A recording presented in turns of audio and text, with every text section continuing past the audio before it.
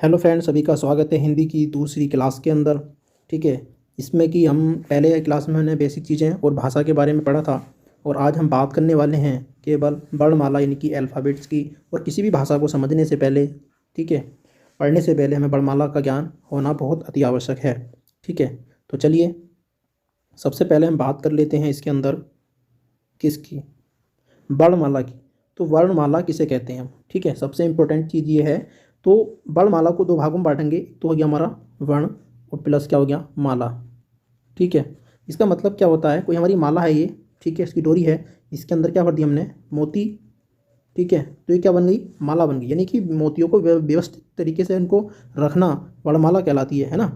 तो ऐसे ही इसके अंदर है कि वर्णों के व्यवस्थित क्रम को हम वर्णमाला कहते हैं, है ना। तो देखिए, भाषा की सबसे छोटी इकाई जिसके छोटे खंड नहीं किए जा सकते वो हमारे वर्ण कहलाते हैं।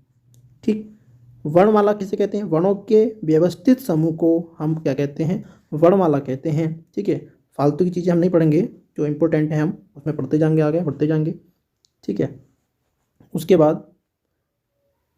उसके बाद जो है हम देखते हैं कि उच्चारण के आधार पर कई बार पूछा जाता है और कंफ्यूज करता है कि उच्चारण के आधार पर हिंदी में जो वर्ण हैं वो कितने हैं, वो 45 हैं। ठीक है, स्वर कितने हैं तो कहेंगे 10 हैं, और व्यंजन कितने हैं वो कहेंगे 35 हैं। ठीक, उसी प्रकार से हम बात करेंगे लेखन के आधार पर हिंदी में वर्णों की संख्या कितनी है, वो कितनी है, 52 है। और स्वरों की संख्या जो है वो कितनी है, 13 है। और व्यंजनों की संख्या कितनी है, 35 है। और संयुक्त व्यंजनों की संख्या जो है वो कितनी है, हमारी 4 है। ठीक है, इस प्रकार से हमारे 52 जो वर्ण होते हैं वो बन जाते हैं। लेकिन संस्कृत में बात करेंगे तो स्वरों की संख्या कितनी होती है, 9 होती है। और व्यंजनों की संख्या कितनी होती है, 33 होती है। ठीक, चलिए जब संस्कृत में पढ़ेंगे तो अलग बात करेंगे। फिलहाल में हम वर्णमाला की बात कर रहे हैं, हिंदी की। तो वर्णमाला में हम क्या करेंगे, वर्णों को दो भागों में बांट देते हैं, एक तो स्वर और दूसरा होता है हमारा व्यंजन। ठीक है, स्वर कौन कौन से होते हैं, ए, आ, ई, उ, री। ए औ, अंग, आ, ये अयोग बाहा होते हैं, है ना। तो यहाँ पे अगर री को हटा दिया जाए तो कितने बचते हैं, हमारे 10 बचते हैं। और इनको भी ले लिया जाए, ठीक है, तो हमारे कितने हो जाते हैं, और दो अंग और आह यानी कि अयोग बाहा को भी ले लिया जाए तो हमारे कितने हो जाते हैं, ये 13 हो जाते हैं। ठीक, अब कई बार क्वेश्चन बनता है कि भाई स्वरों की संख्या कितनी है। अगर वो पूछता है स्वरों की संख्या कितनी है तो हम कहेंगे भैया 11 है ना। कन्फ्यूज नहीं होना, अगर वो कहे स्वरों की संख्या कितनी है, 11 है, और वो कहे कि उच्चारण के आधार पर कितनी है तो कह दो भैया 10 है। अगर वो कहे कि लेखन के आधार पर कितनी है तो तुम कह दो भैया कितनी है, 13 है। बात समझ में आ गई? सिंपल तरीके से पूछे तो 11 है, उच्चारण के आधार पर पूछे तो 10 है, और लेखन के आधार पर पूछे तो 13 है। बात क्लियर हो गई? चलिए अब स्वरों को हम बांट देते हैं 3 भागों में। ठीक है, स्वर क्या होते हैं, जो स्वतंत्र रूप से बोले जा सकते हों। ठीक है, वो हमारे स्वर जो कहलाते हैं, स्वर कहलाते हैं। लेकिन स्वर के भेद जो होते हैं वो कितने होते हैं, हमारे 3, ह्रस्व स्वर, दीर्घ स्वर और एक होते हैं प्लुत स्वर। लेकिन हम उच्चारण की दृष्टि से देखें तो हम बात करते हैं कि जिसमें एक मात्रा का समय लगा यानी कि कम समय लगता है, वो हमारे क्या कहलाते हैं, ह्रस्व स्वर कहलाते हैं, यानी कि ए, ई और री कहलाते हैं। ठीक है, उसके बाद आता है हमारा प्लुत स्वर, सॉरी दीर्घ स्वर। दीर्घ में 2 मात्रा का समय लगता है। ठीक है, यानी कि बड़े वाले हो जाते हैं, आ, ई, उ, ए, ऐ, औ, है ना, इस तरीके से। लेकिन प्लुत में जो होता है वो 3 मात्रा का समय लगता है, यानी कि ओम, राम। ठीक है, इस तरीके से। तो यहाँ पे क्या होगा, लंबा खींच के बोलते हैं, तो ये 3 मात्रा का समय लगता है।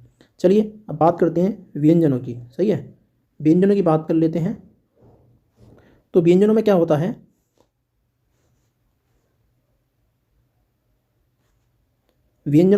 है, पहले होते हैं हमारे स्पर्श व्यंजन।